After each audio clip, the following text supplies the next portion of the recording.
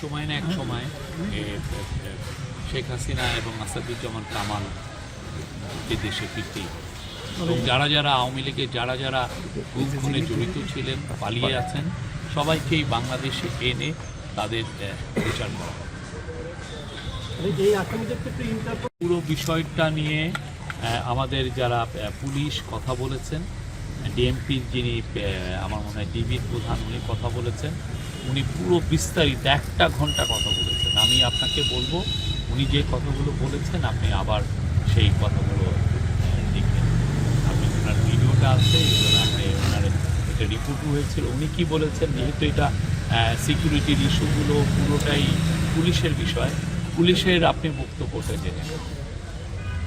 ভাই নির্বাচন তো আরেকটা প্রশ্ন আমি কিন্তু আনফর্চুনেটলি এটা খুবই ন্যাক্কারজনক ঘটনা ঘটেছে প্রথম আলো ডেইলি স্টারে অ্যাটাক।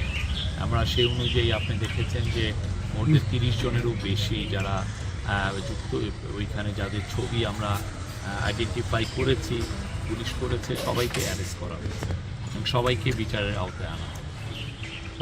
নির্বাচনে বিদেশি রাষ্ট্রগুলো এই মানে আপডেট কি, মানে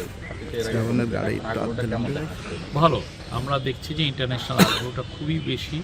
তারা দেখছে যে বাংলাদেশ একটা ডেমোক্রেটিক ট্রানজিশনের পর্যায়ে আছে এবং তারা আমাদের মতোই তারাও আশাবাদী যে বাংলাদেশে একটা স্মুথ ডেমোক্রেটিক ট্রানজিশন হবে, একটা সুন্দর ইলেকশন হবে, ফ্রি ফেয়ার পিসফুল ইলেকশন হবে।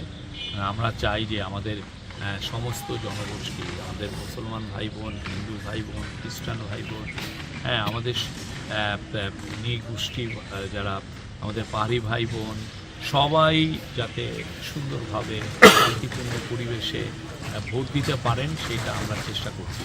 মাগুরে আমি এসে কথা বললাম এখানে অফিসিয়ালদের সাথে, তারা বললেন এখানে 301টি আসন আছে, 301টি আসনই এই মাসের মধ্যেই আসন কি বলে 301টি কেন্দ্র আছে, এই 301টি কেন্দ্রের পুরো সবগুলোকেই সিসিটিভির আওতায় আনা হবে এই জানুয়ারি মাসের। আর অন্যান্য যেগুলোকে ভালনারেবল হিসেবে চিহ্নিত করা হয়েছে কেন্দ্র, সেগুলোতে ইনফ্রাস্ট্রাকচারের কিছু কাজ, কিছু কিছু দেয়াল ভাঙা ছিল, সেই দেয়ালের কাজগুলো করা হচ্ছে। কিছু কিছু ক্ষেত্রে রাস্তাঘাট খারাপ ছিল, কেন্দ্রে যাওয়ার রাস্তাগুলো ঠিক করা হচ্ছে। তো আর অন্যান্য পুলিশের কিছু ট্রেনিংয়ের ইয়ে ছিল, 800 পুলিশ ট্রেনিং দেওয়া হয়েছে এই পুরো মাগুরা জেলায়। আমি আশা করছি এইরকম বাংলাদেশের যে 64টা জেলায় প্রত্যেকটা জেলায় ট্রেনিং হয়ে গেছে, প্রত্যেকটা জেলায় কোন কোন কেন্দ্রগুলো ভালনারেবল সেগুলোকে আইডেন্টিফাই করা হচ্ছে এবং সেই অনুযায়ী কাজ হচ্ছে। আবার সবগুলোকেই সিসিটিভির আওতায় আনা হবে এবং একটা বিপুল সংখ্যক জায়গায় বডি অন ক্যামেরা, মানে আপনি বডিতে যে ক্যামেরা সেটাও দেওয়া হবে সিকিউরিটি অফিসিয়াল। ভারতের সাথে যে জামাতের যে তেমন একটা দিক আমি মনে করি না যে তাদের মানুষের কাছে তাদের কোনো অ্যাকসেপ্টেন্স আছে। মূল কথাটা কি, আপনি যদি একটা ভুল করেন, ভুল থেকে আমরা সবাই ভুল করি, আমি করি, আপনি করেন, আপনি তো শিক্ষা নেন, ক্ষমা চান, আপনি অনুতপ্ত হন। তাদের আপনি এই যে 17 মাস হয়ে গেল, হ্যাঁ এই 17 মাসের মধ্যে তারা কোনোবার কেউ বলেছে অনুতপ্ত হয়েছে? আপনি দেখেছেন এত বিপুল মানুষকে তারা খুন করলো, গুম করলো, তাদের কাউকে দেখেছেন মানে একটু অনুতপ্ত হয়ে বলতে যে না ভাই আমি আমাদের এই কাজটা ভালো হয়, আমাদের পিসফুল থাকা উচিত ছিল? সেটা তো ওরা বলে না। তারা এবং ওরা তো বলেই নাই, বরঞ্চ আপনি দেখেন যারা তাদের যে সমস্ত নেতাকর্মী বাইরে চলে গেছে তারা এমন হেন কোনো মিথ্যা নাই বলতেছে না, বলতেছে 3000 পুলিশকে মেরে ফেলা হয়েছে।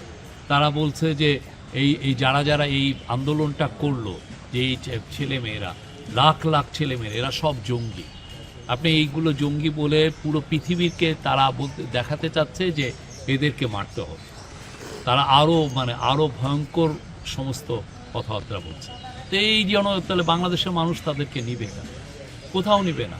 তারা যদি তাদের তাদের ভুল যদি না বুঝতে পারে, কেউ তাদেরকে নেবে। আর ভুল বোঝার আসলে সময়ও ছিল। আপনি 17টা মাস আপনি ভুল হয়ে এখন এসে যদি বলেন যে না আমরা ভুল করেছিলাম, সরি, এখন তো আপনার নমিনেশন না ইয়েও শেষ, আপনার সময় তো আর নাই। আচ্ছা, আজ হাদির যে হত্যাকারী হিসাবে সন্দেহ করা হচ্ছে, তিনি বলছেন যে দুবাই আছে, কিন্তু আমরা জানতে পেরেছিলাম যে ভারতে। তো এ ব্যাপারে যে প্রতিনিয়ত উনি ভিডিও ফাঁস করছেন, সরকারের কোনো বক্তব্য আছে কিনা? এই বিষয়ে আমাদের যারা ইনভেস্টিগেট করছেন তারা পুরো ওর ভিডিওগুলো খতিয়ে দেখছেন তিনি আসলে কোথায় আছেন, কোথায় পলায়ন করেছেন। আমরা আমাদের সিকিউরিটি ফোর্স এগুলো পুরো প্রত্যেকটা ভিডিওই যাচাই বাছাই করছে। আমরা তার বিষয়ে যতটুকু জেনেছি পুলিশ অলরেডি সে বিষয়ে আপনাদেরকে ইনফর্ম করেছে। আরও যদি নতুন কিছু ইনফরমেশন আছে তারা আপনাদেরকে আপডেট জানাবে।